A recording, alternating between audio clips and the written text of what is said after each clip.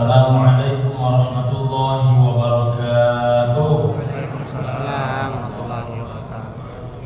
Alhamdulillahirabbil alamin alladzi farada 'alaina bis-siyam fi syahri Ramadan. Asyhadu an la ilaha illallah wahdahu la syarika lahul karimul mannan wa asyhadu anna Muhammadan 'abduhu wa rasuluhul mab'uutsu bi asyrafil adyan. Allahumma shalli wa sallim 'ala hadzal nabiyil karim wa 'ala alihi wa ashabihi ahlil fadli wal 'irfan, amma ba'du. Seluruh pengurus Masjid Agung Ar-Rahman Kota Pekanbaru yang kami hormati, ayah bunda, orang tua kami yang tak kami sebutkan satu persatu tanpa mengurangi rasa hormat dan rasa kecintaan kami, para ulama, para asatidzah yang kami cintai, mudah-mudahan kita seluruhnya adalah tamu-tamu yang dimuliakan Allah Subhanahu wa ta'ala. Amin. Ya rabbal alamin.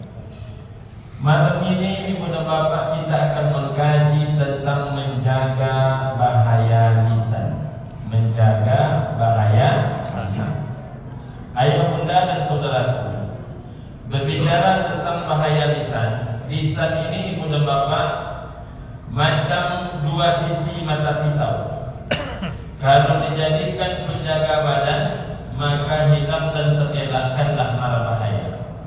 Tapi kalau tak pandai menjaga pisau, maka dia akan menjadi penusuk badan. Macam itu juga dengan lidah. Lidah ini menjadi penyebab orang masuk surga. Salat menggunakan lidah, baca Quran menggunakan lidah, orang berzikir menggunakan lidah, orang ibu dan bapak rahimakumullah menyampaikan dakwah menggunakan lidah. Seberapa banyak amal-amal hebat itu diawali oleh pandainya orang menggunakan lidah atau lisan. Tapi seberapa banyak orang yang masuk neraka diakibatkan oleh lidah. Gunjing, dusta, ya kan? Namimah, fitnah, itu semuanya berasal dari lidah. Maka oleh Nabi SAW diajarkan kepada kita umatnya, al-muslimu man salimal muslimun min lisanih wa yadihi. Kata Nabi SAW, orang Islam itu ibu dan bapak, orang yang selamat orang lain dibuatnya dari apa? Min lisanih wa yadihi. Selamat orang lain karena lidahnya, selamat juga orang lain karena perbuatannya.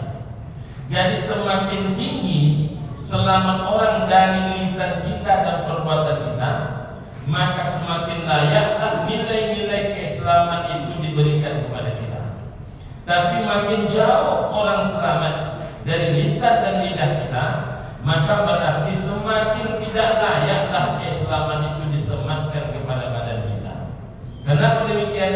Az-zahiru yadullu 'alal batin. Yang kamu tampakkan keluar itu kata Nabi adalah perangai batin. Jadi batin tak bisa diukur. Jadi kalau ada orang menyebut aku tahu isi galang-galangnya Pak Ustaz, nah itu dalam ilmunya itu. Kalau ada orang menyebut aku tahu isi pakainya Ustaz, nah itu dalam ilmunya itu. Apalagi kalau berani dia berkata alun takile letak kalam di abu takile ikan dia lah jaleh pulau dan terbatimono, nah itu lebih dalam lagi ilmunya itu. Awak ini tak sampai masuk. Kalau takile ikan dia jaleh di dan batimono, baru takile jantan, baru takile batimo, nah itu dalam ilmunya. Saya tanya sama wakil tamsir yang jualan ikan di samping DPRD Provinsi Riau. Sudah lebih kurang 30 tahun jualan ikan sungai. Saya tanya, bisa tidak dia cuma membedakan ikan jantan, ikan batino? Apa jawab beliau? Haram tak Ustaz? Tahu. Jadi orang yang 30 tahun jualan ikan dia tak tahu dia jantan betina. Tapi ada orang baru tak kile saja baru alat tahu dia jantan betina. Itu tak ada. Kiasan. Bisakah manusia mengetahui hal-hal macam itu? Allah mengklaim a'lamu ghaibas samawati wal ardh, yang maha tahu segala rahasia itu miliknya Allah. Yang maha tahu segala rahasia baik itu di langit maupun di bumi, itu milik Allah Subhanahu wa taala. Maka wallahu sami'un alim. Allah itu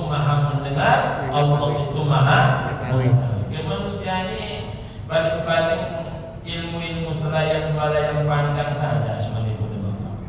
Maka yang batin itu kita tidak tahu. Jadi kalau nak mengukur batin orang ataupun nak mengukur batin kita, cara mengukurnya macam mana? Maka oleh Nabi diajarkan yang tampak itu yang bisa diukur. Karena Muslim itu tolak ukurnya lisan dia, tolak ukurnya perbuatan dia. Dan juga disebut az-zahiru yadullu 'ala batin, yang kamu tampakkan keluar itu perangai batin. Apa yang nampak keluar? Nah, kalau ibaratnya batin itu adalah isi cerek, maka apa yang dikeluarkan oleh mulut cerek itu isi cerek.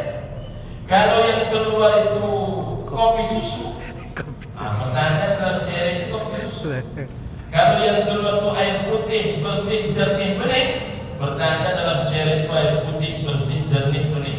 Tapi kalau yang keluar itu air keruh bau busuk, nah ini berarti air busuk di dalamnya. Pertanda apa? Orang baik mesti ngomongnya baik, orang baik mesti perbuatannya baik. Siapakah orang yang paling baik? Yang paling baik itu namanya Muhammad Rasulullah. Maka siapakah orang yang perkataannya paling baik? Muhammad Rasulullah. Siapakah orang yang Islamnya paling sempurna? Muhammad Rasulullah. Maka siapakah orang yang perbuatannya boleh dikatakan sempurna? Maka orang yang boleh dikatakan sempurna keislaman dan perbuatannya adalah Muhammad Rasulullah sallallahu alaihi wasallam.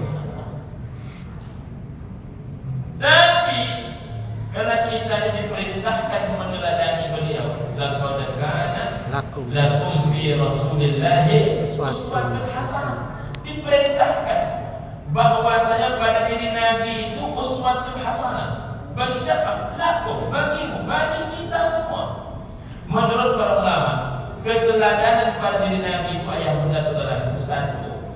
Keteladanan satu-satunya, tak ada pembanding. Yang kedua, keteladanannya itu tak ada yang mengimbanginya. Jadi jangankan menyamainya, mengimbanginya pun tak bisa. Yang ketiga, keteladanan pada diri Nabi itu sifatnya ala kulli hal wa ala kulli makan. Jadi semuanya, tak ada pada diri Nabi itu yang tak bisa diteladani. Termasuk cara berjalan Nabi, termasuk cara makan Nabi. Nah, contoh, Nabi adalah orang yang paling cepat jalannya, yang paling lambat makannya. Kalau umatnya kan terbalik, kita ini orang yang paling laju makannya, paling lambat jalannya. Jadi Nabi itu laju dalam jalan, lambat dalam makan. Karena mengunyah Nabi itu salasa wa salasina marratan, 33 kali. Kalau umatnya 3 kali saja, 30-nya hilang. Nah, ibu dan bapak rahimahumullah. Jadi siapa yang paling tiap hari menengok Nabi? Sahabat Nabi, keluarga Nabi. Nah, mari kita tengok salah satu akhlaknya keluarga Nabi. Ada 2 orang cucu Nabi yang paling mirip dengan Nabi. Anaknya Sayyidah Fatimah Az-Zahra radhiyallahu anha. Suaminya Ali. Sayyidina Ali bin Abi Thalib radhiyallahu anhu. Anak mereka berlima.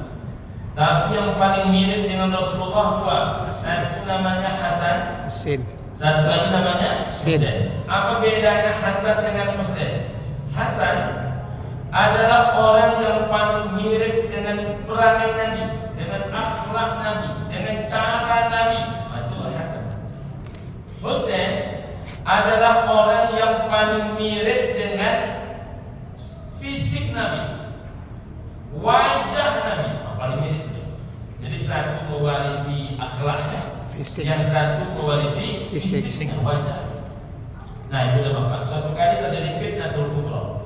Kalau ibu dan bapak menyuka sejarah, itu tahu masa-masa fitnatul kubra itu berpangkal dari semenjak ini turun-temurun saja peristiwanya, mulai dari terbunuhnya Sayyidina Utsman bin Affan, lalu berlanjut dengan terbunuhnya Sayyidina Ali bin Abi Thalib, lalu sampai ibu dan bapak rahimahullah akhirnya terjadi fitnatul kubra. Fitnatul kubra itu sesama kaum muslimin pun akhirnya saling menyerang. Bahkan paling mirip dengan Nabi sampai hati mereka itu membunuh. Hasan itu diracun, sedangkan Husain itu dipenggal kepalanya di mana? Di Karbala. Itu kisah ibunda bapak. Nah, ibunda bapak, ayah bunda, saudaraku rahimakumullah. Jadi ketika Fitnatul Kubra terjadi, Hasan itu keluar rumah diiringi oleh salah satu anak. Di mana-mana dia dihina, di mana-mana dia dicaci maki, di mana-mana dia dihujat, diserang, dijatuhkan harga dirinya. Tapi anehnya, tidak ada satu kata pun keluar dari mulutnya Hasan. Satu kata pun tak keluar. Sampai akhirnya anaknya itu tak sabar. Apa kata anaknya Hasan menengok ayahnya diperlakukan kasar itu? Wahai ayah, jawab. Wahai ayah, respon. Wahai ayah, tanggapi. Klarifikasi, jelaskan kepada mereka ayah tak bersalah. Apa kata Hasan? Nah, di jawaban Hasan ini yang akan kita bawa pulang untuk direnung-renungkan. Apa kata Hasan? Ayah sudah mencoba menjawab wahai anakku, tapi ayah tak menemukan jawaban yang pas agar mereka tak tersinggung dengan ucapan ayah. Masya Allah. Dihina orang, dicaci maki orang, masih berpikir kalimat jawaban dia itu tersakiti tidak orang yang menghinanya. Kalau kita kira-kira payah tak mencari jawabannya. Kalau kita agak-agaknya dihina-hina orang, jadi kata-kata orang, payah tak kita menjawabnya? Tidak payah menjawab. Nah, kenapa Hasan itu payah menjawab? Nah, ini kata kuncinya nih. Kenapa Hasan itu payah menjawab? Karena Hasan sudah mencoba mencek ke dalam kamus. Nama kamusnya itu akal. Lalu dibuka di kamus yang kedua, namanya pikiran. Dibuka di kamus yang ketiga, namanya jiwa. 3 kamus ini dalam perbendaharaan kosakatanya Hasan itu tak ketemu jawabannya. Mengapa tak ketemu jawabannya? Karena rupanya seumur hidupnya Hasan tidak pernah berkata kasar. Masya Allah. Tidak pernah berkata kasar. Mengapa hari ini kalau kita dihina orang kita cepat terpancing? Karena kita ini punya perbendaharaan yang banyak. Maka jangan heran kalau ada orang kalau kesinggung dia akhirnya, jangan pancing-pancing kok. Bangki setan kok. Jadi dulunya dia setan. Cuma 3 hari hari terakhir sudah mulai tobat ya. Semenjak mulai iktikaf dia masih mulai dia tobat. Jadi ketika jangan pancing setan mulai muncul kalimat Allah macam ini, Bapak Allah rahimahullah, kamu jangan bangunkan singa tidur. Karena aslinya singa, cuman singa ini sudah 7 tahun terakhir ini sudah mulai tobat dan nasuha. Semenjak pulang haji kan. Amin. Tobat dan nasuha ya, tapi ketika dipancing marwah dirinya, harga dirinya diusir, muncullah kalimat, kamu jangan pancing-pancing saya. Nanti kamu ini membangunkan singa tidur ini saja. Kenapa itu munculnya? Karena dalam kamus kosakata otak, pikiran dan hati jiwa kita itu banyak kalimat-kalimat tersimpan yang buruk. Jangan pernah ucapkan yang buruk, karena suatu saat dia akan kembali muncul yang buruk itu. Kalau pernah diucapkan, maka berhentilah mengulang-ulang kata yang buruk itu, karena kata-kata yang buruk itu ketika emosi akan mulai terpancing kembali. Saat itu dia sampaikan pada pertemuan kali ini karena hadis yang ke-80. Assalamualaikum warahmatullahi wabarakatuh. Waalaikumsalam warahmatullahi wabarakatuh.